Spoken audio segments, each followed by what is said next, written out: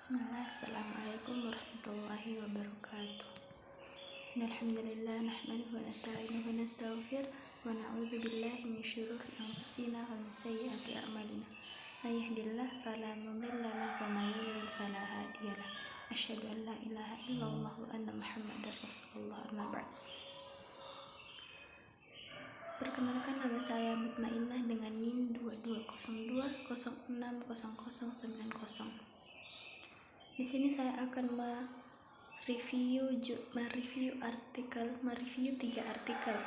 Adapun artikel yang pertama yang berjudul konsepsi manajemen kelas. Masalah dan pemecahannya. Manajemen kelas dan manajemen pendidikan memiliki hubungan yang bersifat substantif. Manajemen kelas merupakan substansi dari manajemen kurikulum, sedangkan manajemen kurikulum merupakan substansi manajemen pendidikan. Adapun yang pertama, konsep manajemen kelas.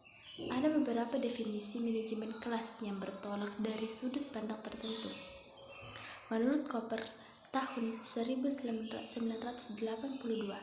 yang pertama, manajemen kelas dipandang sebagai proses untuk mengontrol tingkah laku siswa agar tidak melanggar tata tertib belajar di kelas.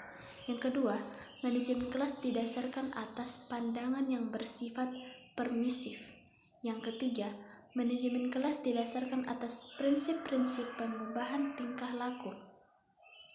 Yang keempat, manajemen kelas dipandang sebagai proses penciptaan iklim sosio-emosional yang positif.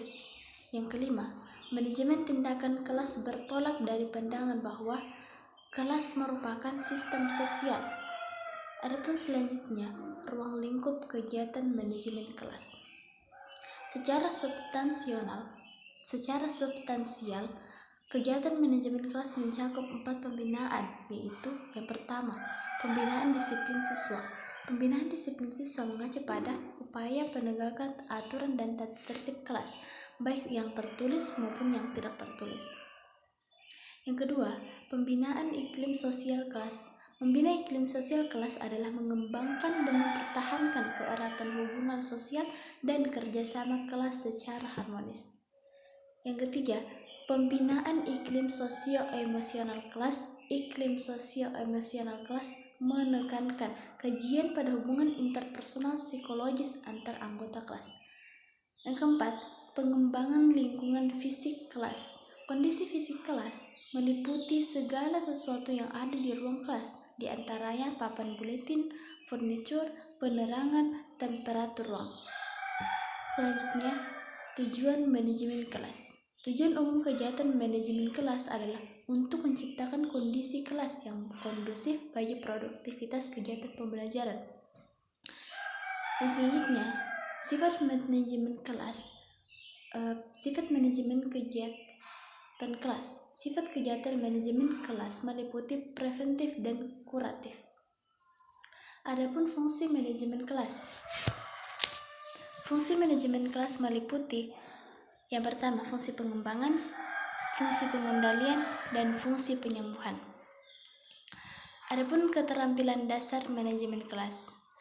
Aktualisasi proses manajemen kelas terwujud dalam perilaku guru di kelas yang mendorong tumbuhnya iklim kelas yang kondusif dan produktif. Adapun masalah-masalah kelas. Problem kelas yang mungkin dihadapi guru dalam kegiatan pembelajaran, misalnya masalah anak berbicara di kelas saat guru menerangkan, masalah anak bertengkar saat pembelajaran berlangsung, anak melucu di kelas, anak tercekam emosinya, takut, tertekan, kalut, temperatur kelas yang panas, tempat duduk yang berjubel, susunan tempat duduk yang tidak cocok untuk berdiskusi, dan lain-lain. Pemecahan masalah kelas. Dalam memecahkan masalah kelas, ada 2 pendekatan utama, yaitu pendekatan tanpa teori dan yang berdasar teori. Selanjutnya, pada artikel kedua, membahas tentang konsep manajemen kelas dan implikasinya dalam pembelajaran. Keterampilan mengelola kelas merupakan salah satu keterampilan dasar mengajar yang bertujuan untuk mewujudkan dan mempertahankan suasana pembelajaran yang optimal. Adapun manajemen kelas dalam pembelajaran. Proses pembelajaran adalah suatu usaha untuk membuat siswa belajar sehingga situasi tersebut merupakan peristiwa belajar, event of learning, yaitu usaha untuk terjadinya perubahan tingkah laku dari siswa. Menurut Biggs and Telfer, tahun 1987, halaman 378, guru dapat memilih pendekatan yang berada pada dua kubu yang bersifat ekstrim, yaitu antara high structure decision dengan low structure decision. Dampak pembelajaran dapat dibedakan ke dalam bentuk langsung atau proses interaksi antara guru dan peserta didik, antara peserta didik dengan iklim atau suasana belajar yang dikembangkan. Sunario dan Nyoman Dantes pada tahun 1996 atau 1997 halaman 75 menyebutkan bahwa dampak pembelajaran dapat dibedakan ke dalam dampak langsung atau dampak instruksional dan dampak tak langsung atau dampak kegiatan pembelajaran yang telah diprogramkan semula.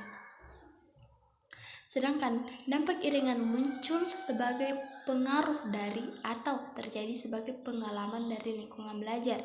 Selanjutnya, kita dapat menyimak berbagai pendekatan pengelolaan kelas yang diungkapkan Sunario tahun 1989 secara sederhana, yaitu menjadi 8. Yang pertama, pendekatan kekuasaan, pendekatan ancaman atau intimidasi, pendekatan kebebasan, pendekatan resep atau cookbook, pendekatan pengajaran, pendekatan perubahan tingkah laku atau behavior modification, pendekatan sosial emosional, pendekatan proses kelompok, dan pendekatan pluralistik. Berbagai pendekatan yang diungkapkan Sunario di atas sebenarnya menurut Kowalski dan Quaranta pada tahun 1987 halaman 31 pada dasarnya akan bertumbuh pada 3 tingkatan pendekatan yang terdiri dari hal-hal berikut. Yang pertama, behavior modification, yang kedua, assertive discipline, dan yang ketiga, psychoanalytic approach. David Fontana menjelaskan bahwa pendekatan didasarkan pada teori-teori, yaitu yang pertama, observable behavior can be described in objective term, bahwa perilaku yang observable dapat digambarkan dalam objective term. Yang kedua, behavior is learned, sebagai perilaku manusia menurut Fontana dipelajari. Oleh karena itu, jika perilaku-perilaku siswa tidak bisa diterima akal, kita dapat membentuk perilaku-perilaku yang tidak dipelajari. Dan selanjutnya, the law effect. Pelajar didasarkan pada proses operan conditioning atau trial and error dengan metode the law of effect yang secara diulang, sementara yang tidak menerima hadiah cenderung dihilangkan. Selanjutnya, change the contingents. Jika kita ingin menolong seseorang belajar meninggalkan perilaku-perilaku yang tidak diharapkan dan mempelajari sesuatu yang lebih sesuai dengan keadaan, bagaimana kita harus mengubah dan mempertimbangkan apakah tindakan seseorang tersebut harus diberi reward ataukah tidak. Baik, selanjutnya yang akan saya bahas adalah artikel yang ketiga. Kesalahan yang pertama, mendefinisikan kelakuan buruk dengan tampilannya. Mendefinisikan kelakuan buruk oleh bagaimana tampilannya hanya memberi kita gambaran perilaku yang tidak lengkap. Misalnya, seorang siswa yang tidak memiliki tugas adalah masalah kelas umum. Jika mereka tidak memiliki tugas karena alasan yang berbeda, pendekatan kita ubah perilaku mereka mungkin perlu berbeda. Hanya karena dua perilaku terlihat sama, bukan berarti mereka sama. Kesalahan yang kedua, bertanya, mengapa Anda melakukan itu? Meskipun bukan ide yang baik untuk bertanya kepada siswa, mengapa Anda lakukan itu? Tetapi guru harus tahu alasan mengapa mereka melakukan itu. Misalnya, jika Andini bermain di mejanya selama pembelajaran dan guru bertanya mengapa Anda melakukan itu, ia mungkin mengatakan dengan baik karena pelajaran ini sangat membosankan. Untuk menentukan fungsi perilaku, kita perlu belajar apa yang terjadi di kelas sebelum dan sesudah itu terjadi. Adapun informasi ini, prosedur pengumpulan disebut penilaian fungsional. Bagian konsekuensi anteseden perilaku, konsekuensi ABC dapat digunakan sebagai alat penilaian fungsional. Bagian ABC memiliki tiga kolom yang kami rekam perilaku dan apa yang terjadi sebelum dan sesudahnya. Ketika perilaku buruk terjadi, itu dituliskan dalam kolom perilaku. Lalu, pengamat mencatat apa yang terjadi segera sumbah direkam dalam kolom anteseden, dan setelah kejadiannya direkam dalam kolom konsekuensi. Adapun kesalahan yang ketiga, ketika suatu pendekatan tidak berhasil, cobalah lebih keras. Ketika pendekatan manajemen tidak berhasil, kecenderungan pertama kami adalah berusaha lebih keras. Pendekatan ini lebih efektif, lebih sederhana untuk digunakan, dan buat iklim kelas yang lebih positif. Kesalahan yang selanjutnya melanggar prinsip, yaitu prinsip aturan kelas yang baik. Peraturan kelas memainkan peran penting dalam manajemen kelas yang efektif. Namun, aturan saja memberikan sedikit pengaruh terhadap perilaku siswa. Aturan kelas harus sederhana, spesifik, jelas, dan terukur. Kesalahan yang selanjutnya, memperlakukan semua perilaku buruk sebagai tidak boleh dilakukan ketika siswa berperilaku buruk. Seringkali tampak seolah-olah itu adalah masalah motivasi secara eksklusif. Kadang-kadang ini benar. Pada kesempatan itu, kita perlu meningkatkan penguatan untuk perilaku yang tepat dan menghilangkannya untuk perilaku yang tidak pantas. Namun, beberapa perilaku buruk disebabkan oleh kurangnya keterampilan yang tepat, bukan kurangnya motivasi. Kesalahan yang selanjutnya, kurangnya perencanaan untuk waktu transisi tanpa perencanaan yang tepat. Transisi dapat menjadi salah satu waktu yang paling membuat frustasi dalam sehari bagi para guru.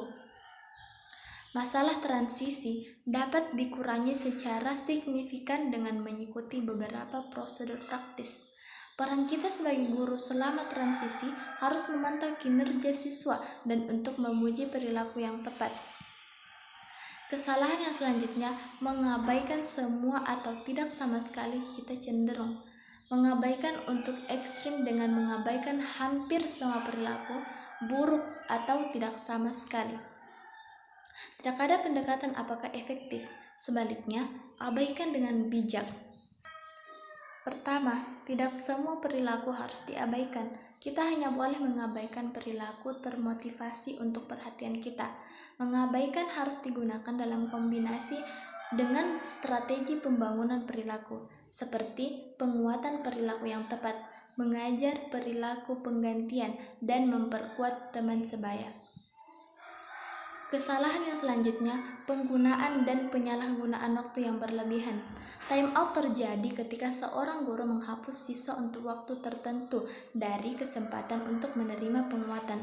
Time out hanya akan efektif jika pelajaran seni bahasa lebih merangsang daripada apa yang terjadi di aula, yang sering tidak terjadi. Metode yang lebih baik adalah membuat pelajaran bahasa seni yang sangat merangsang dengan menggunakan pembelajaran kooperatif, kegiatan langsung, dan sering merespon siswa. Kesalahan yang selanjutnya, harapan dan konsekuensi yang tidak konsisten. Harapan yang tidak konsisten menyebabkan kebingungan dan frustasi siswa. Konsekuensi yang tidak konsisten mempertahankan perilaku salah dan bahkan dapat menyebabkan perilaku lebih sering terjadi. Harapan jelas ketika mereka dapat diidentifikasi dan konsisten. Meninjau harapan dan aturan latihan membantu membangun rutinitas dan meminimalkan potensi. Kesalahan yang selanjutnya, melihat diri kita sebagai satu-satunya manajer kelas. Mengelola perilaku kelas mungkin lebih menantang saat ini daripada sebelumnya. Banyak guru menghadapi ukuran kelas yang lebih besar, lebih banyak siswa yang datang dari stres, rumah kacau, dan peningkatan keragaman dalam kemampuan dan budaya siswa. Namun, banyak dari kita bertekad untuk mengelola kelas perilaku sendiri. Sebagai guru, tanggung jawab kita untuk membangun kemitraan orang tua guru yang produktif dan positif. Kesalahan yang selanjutnya, kehilangan hubungan antara instruksi dan perilaku. Kadang-kadang ada hubungan langsung antara pelajaran kami dan perilaku buruk siswa. Mungkin pelajaran kita terlalu mudah atau sulit, tidak efektif atau tidak merangsang, yang mana dapat menyebabkan perilaku buruk siswa. Sebaliknya, gunakan instruksi akademik sebagai alat manajemen perilaku. Garis pertahanan pertama dalam mengelola perilaku siswa adalah instruksi yang efektif. Kesalahan yang selanjutnya, mengambil perilaku siswa terlalu pribadi. Ketika kita mengambil perilaku siswa secara pribadi, kita cenderung kehilangan objektivitas kita mencari perbaikan manajemen cepat yang jarang berhasil dan menjadi kesal secara emosional yang membutuhkan waktu dan energi dari pengajaran kita. Sebaliknya, ambil kelakuan buruk siswa secara profesional, bukan secara pribadi. Ketika kita mengambil perilaku buruk secara profesional, kita memandang manajemen perilaku sebagai tanggung jawab kita. Adapun kesimpulannya, artikel ini secara singkat meninjau kesalahan manajemen perilaku umum yang kita lakukan sebagai guru dan memberikan banyak strategi tentang apa yang harus dilakukan. Kami percaya saran ini akan berguna dalam konteks pengembangan dan menerapkan rencana manajemen perilaku yang komprehensif. Sama sekali tidak saran-saran ini mewakili daftar lengkap strategi yang efektif. Baik, cukup sekian pemaparan review artikel dari saya. Kurang dan lebihnya mohon dimaafkan. Billahi fisabilillah wa fastabiqul khairat. Assalamualaikum warahmatullahi wabarakatuh.